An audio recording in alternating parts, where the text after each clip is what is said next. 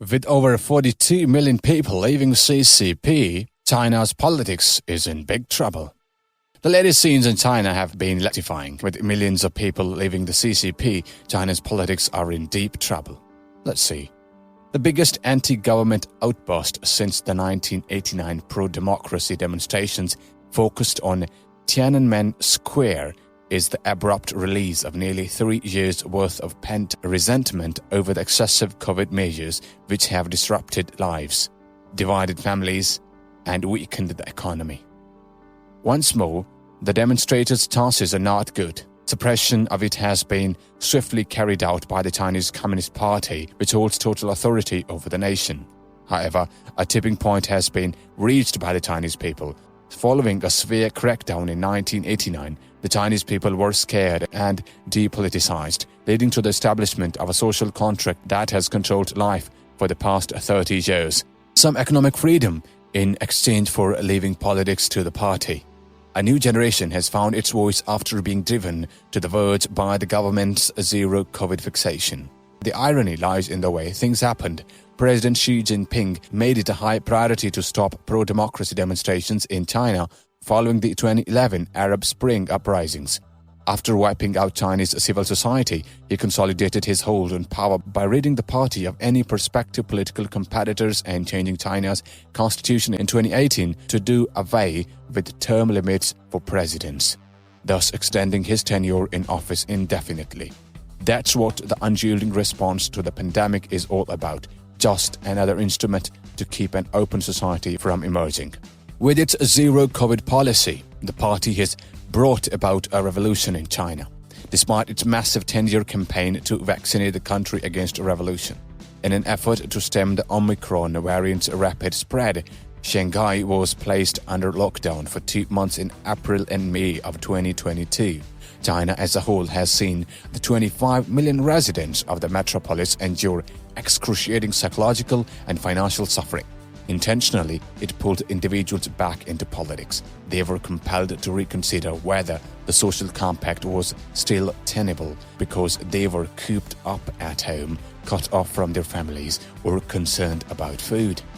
The collective anguish Shanghai's citizens experienced was unprecedented since China's opening up 40 years earlier, and it served as the impetus for later protests. Name it, the China dilemma. Why is the country that aspires to be the world's leading economic force taking so many steps to stifle that potential? Orville Schell, director of the Asia Society's Center for U.S.-China Relations in New York, told CNBC that issue is one of questions since it defies logic. Why do you ruin wonderful things when they are going well? Schell and numerous other distinguished China specialists argue about whether the Chinese Communist Party, which has controlled China since the Communist Revolution in 1949, or Xi Jinping, the country's leader since 2012, is the source of the solution.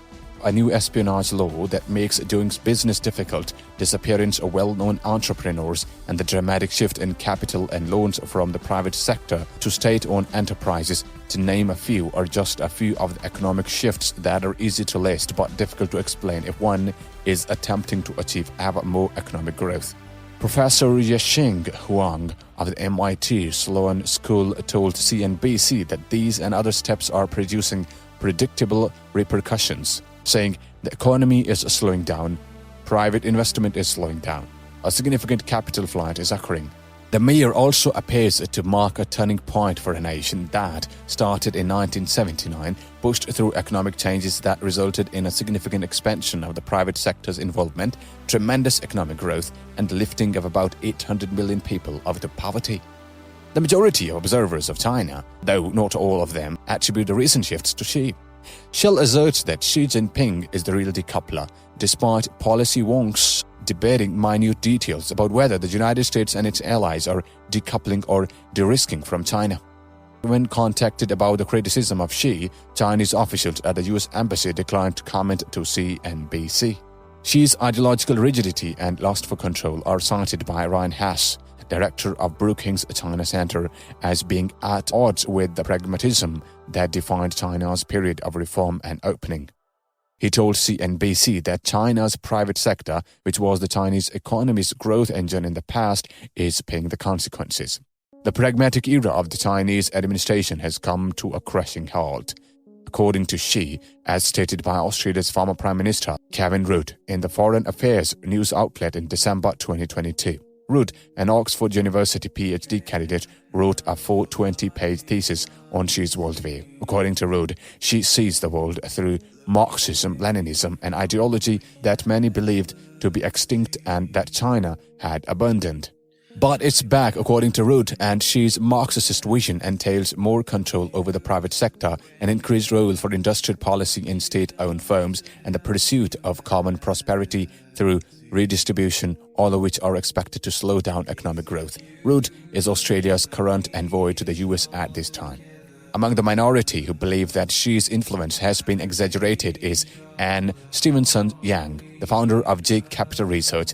While she draws attention to the larger Chinese Communist Party, whose members were afraid that the growing influence of the private sector was diminishing their influence. According to Stevenson-Yang, who testified earlier this month before the China Select Committee of the US Congress, Xi is a reaction to the weakening of the party through the expansion of the economy and a determination to recapture the power of the party. After spending more than 2 decades in China, Stevenson-Yang is among the few who remain undisturbed by the country's current state of affairs. There would always be a decoupling of the CCP. The party was always going to detach once it gathered sufficient funds, resources, and power, she said to the CNBC. They were also meant to be temporary in order to bring in more resources, the speaker claims of the 1979 reforms. She claims that prominent corporate figures like Jack Ma have been excluded because the party will rein them in as the private economy and entrepreneurs become more powerful. Money flows to power in the United States and the power should flow to money in China, not the other way around.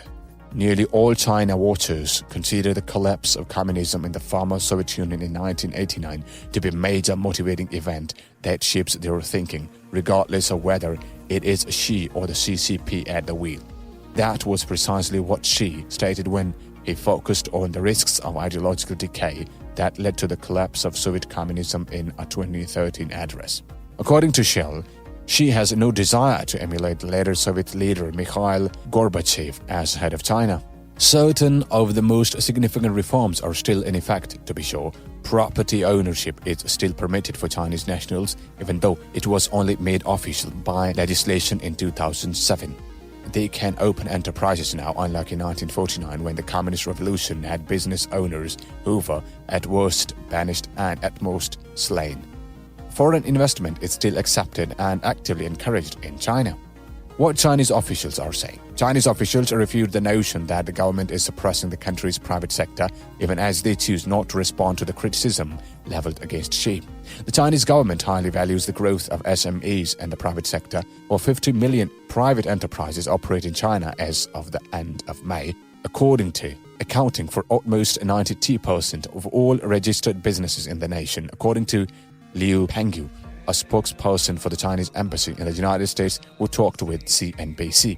Furthermore, he stated, China's National Development and Reform Commission has established a bureau specifically for private sector development in recent months. Chinese officials in the United States are keen to refute the excessive pessimism with which the West views their economy. Chinese embassy representatives provided reporters with a number of encouraging economic statistics during a recent meeting, including a 5.5% gross domestic product growth rate for the first half of the year. Economists have long maintained that consumers and the service sector must play a large role in economic development, according to Councillor Yang Fan. This summer, about 502 million Chinese went to see movies, the councillor said to the reporters.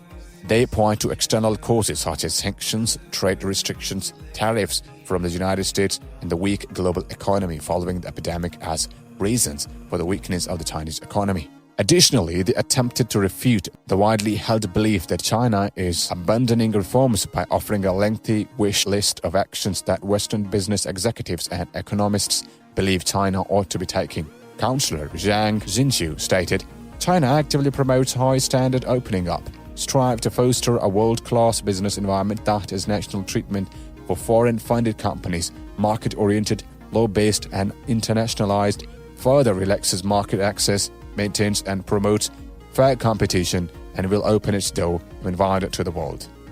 That's all for now. Thanks for watching. If you enjoyed this video and found it informative, don't forget to hit that like button below. And if you want to stay updated with more great content like this, make sure to subscribe to our channel by clicking the red button and ringing the notification bell so you never miss any future content from us. Your support means the world to us.